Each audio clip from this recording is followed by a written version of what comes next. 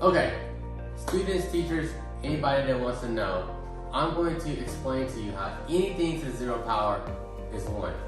2 objectives I have for today. Objective number 1. Once you leave this instructional video, you should know that anything to the 0 power is 1. So for example, x to the 0 power equals 1. 5 to the 0 power also equals 1. Objective 2. Once you leave this video, you should know that anything divided by itself is a whole. You can also call this prior knowledge. So for example, 5 divided by 5 equals 1. X divided by x equals 1. So we're just figuring out, how do we know that anything to 0 power is 1? A lot of times I get this question, well, why is it not 0? Why is anything to 0 power 1? I have 2 ways I'm going to show you. Take a look in the first way. The first way here is we're going to use the dividing exponent rule. So when we divide with exponents that have the same base,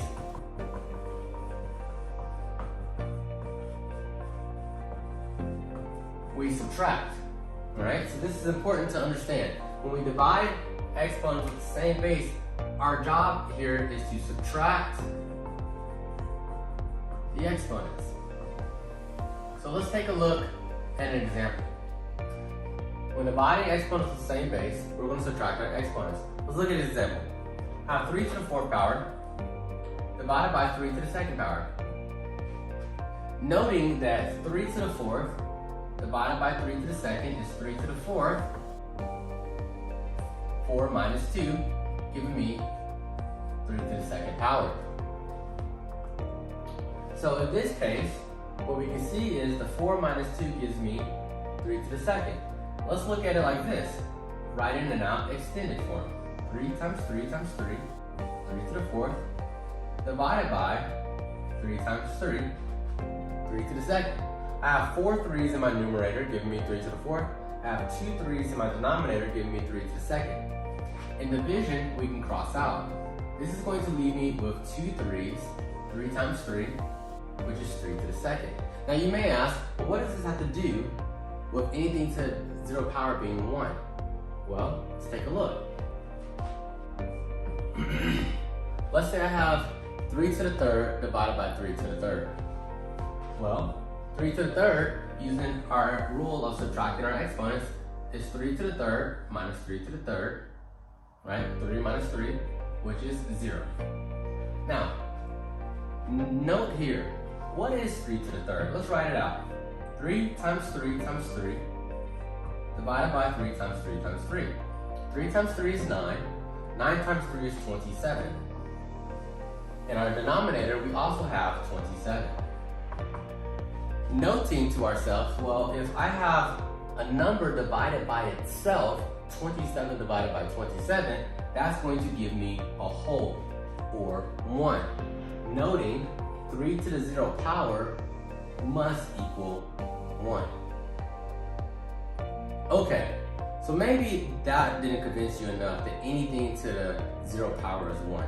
Let's take one more example. And I personally love this example, so students, teachers, anyone out there that wants to use this, feel free. So here's my man Fred. Let's just say that Fred, he got a virus. We're not going to give it a name. Let's just call it the flu. I said we're not going to give it a name, but let's just, we can call it flu. So on day 1, Fred decides he's going to go outside, and he ends up spreading this virus, this flu. And so what happens is, on day 1, Fred gives it to Shelby, Brittany, and Julie. Notice that Fred has given it to 3 people on day 1. What do you think is going to happen on day 2? Well, let's find out. On day 2, Shelby now has the flu, Brittany has the flu, and Julie has the flu, and they all also decide they're going to go out. Noting that Shelby, Brittany, and Julie also give the flu on day 2 to 3 other people.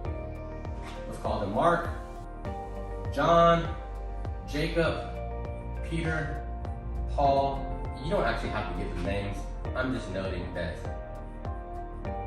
Shelby, Brittany, Julie all gave 3 people the flu on day number 2. Now, we continue this trend, we can all see what's going to happen here. On day 3, and save room for my little stick figures here, I'm gonna make tally marks. These gentlemen / ladies are all going to give someone the flu. Not just someone, but individually, they're each going to give someone, 3 other people the flu on day number 3. Now, you may ask me, what does that have to do with anything to the 0 power being 1? Well, let's just take a look here. On day 3, these people gave 3 other people the flu. So on day 3, we're just going to say that my base number is a 3. The 3 represents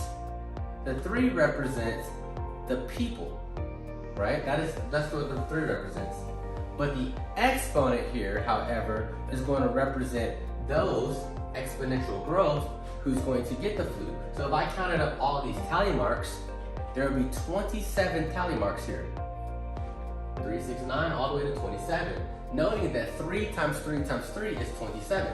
If we look at day 2, where Shelby, Brittany, and Julie gave these people the flu, how many people are here on day 2? Well, 3.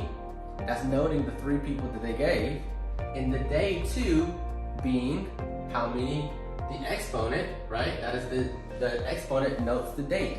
So 3 times 3 is 9. Let's look at day 1. Day 1, Shelby, Brittany, and Julie. That is the 3 people, that's Fred giving Shelby, Brittany, and Julie the flu. But note to yourself, the exponent is 1, noting the day. Well, if we follow this trend all the way back to the contracting day, the day that Fred got the flu, a lot of people in epidemiology in the medical field will call this day 0. Noting to yourself that day 0 is 3 to the 0 power. And notice how many people are on day 0? 1.